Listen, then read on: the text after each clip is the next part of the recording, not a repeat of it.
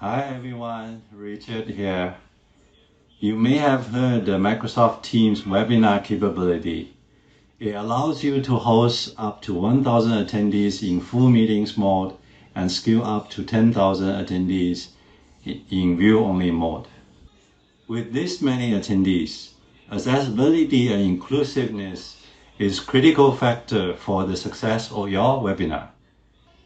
In today's video, we will talk about tips and tricks before and during the meeting to help you deliver an inclusive and accessible webinar.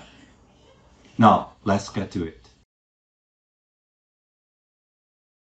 One of the key problem, and sometimes you see this with even very seasoned presenters, that there are a lot of desktop apps that open on their PC. It might be an email, it might be a very important company document file, and it might be other privacy personal apps like Facebook, WhatsApp chats.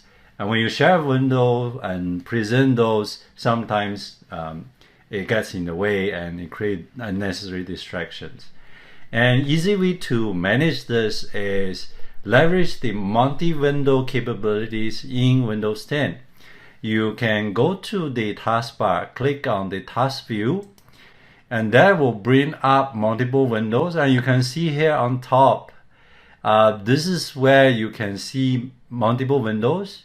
You can come here, create a new window, click into it, and it's a brand new window with no distractions, nothing else.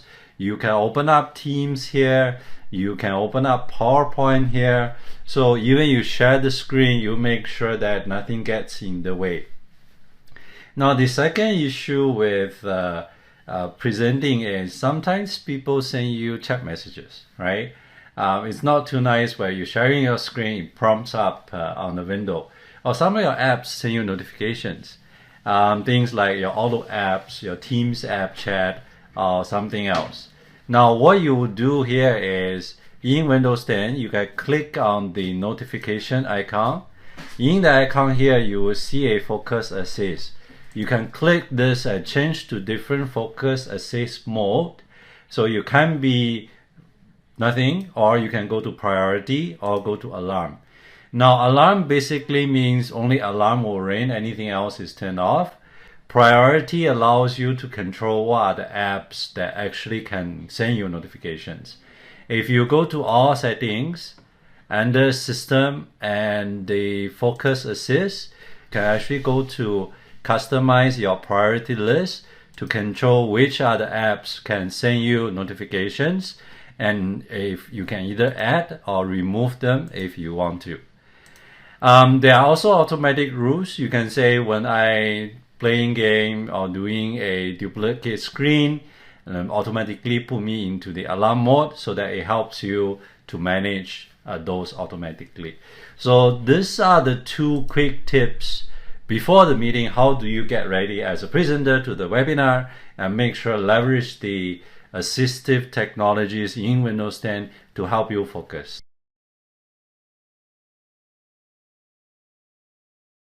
So here you are presenting within the actual webinar. So there are some of the during webinars capabilities that help you to make this a lot more accessible and inclusive for the attendees. First of all, what I can do here is I can use the PowerPoint live capabilities and quickly put up a deck which I was working on just before this. Now this has some benefits. Number one is that as a presenter, I can see the presenter notes and view. Second is I can monitor the chat as well as the reactions, things such as raise hand. So I can react to it immediately. It creates a more engaging conversation and more interactive presentation during your webinar. Second thing you can do with the presentation is I can apply virtual background, allow me to turn on the video, because where I work might be cluttered by background, and a virtual background basically remove that distraction. With Teams now, I can overlay myself and my video over the PowerPoint. This makes the presentation much more engaging and help people to focus on your presentation. Now with PowerPoint Live, there are two other things that I can do to make my presentation more accessible. One is to turn this slide into high contrast if I know there are attendees with low vision attending this webinar. The other thing I can do is if there are attendees who are not native English speaker, I can instantly translate the slide into a lot of different foreign language. Take Chinese Simplify as an example. It will help me to go through a couple of slides or even the whole slide in a foreign language, break down the language barrier. I can quickly switch this back as well.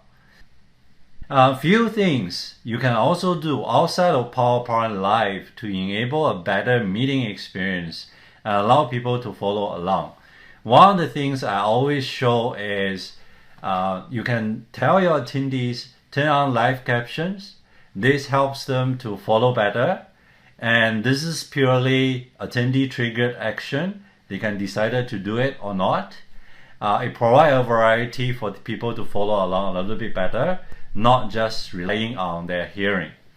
Second thing you can do, you can turn on recording so that post meeting people can review the recording and they can go back to the things that they don't understand at the moment in the webinar, and they can learn a little bit better from there.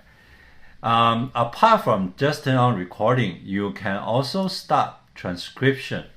Now once you start transcription, this becomes a shared transcription live when anyone that actually speaks.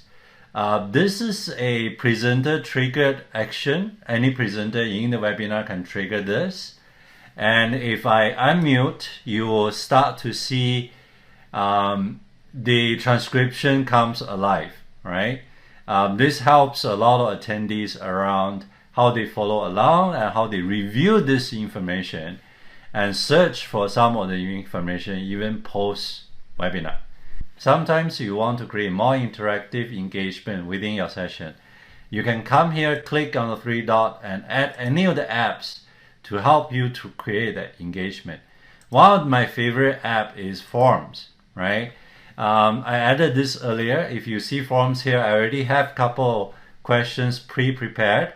Anytime when I'm ready, I can actually launch these questions, and this becomes a pre-prepared questions that I can interact the attendee with.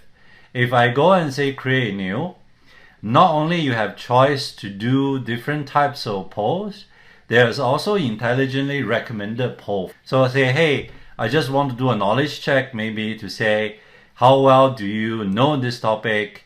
And all the answers are prepared for me. I can add a few more if I want to, otherwise I can just save this, right? So with a few clicks, I've created a few posts, and whenever I'm ready to launch this post during my webinars, I can do so. Thank you for watching. Hope this video helps you to create a more inclusive and accessible webinar next time with Teams.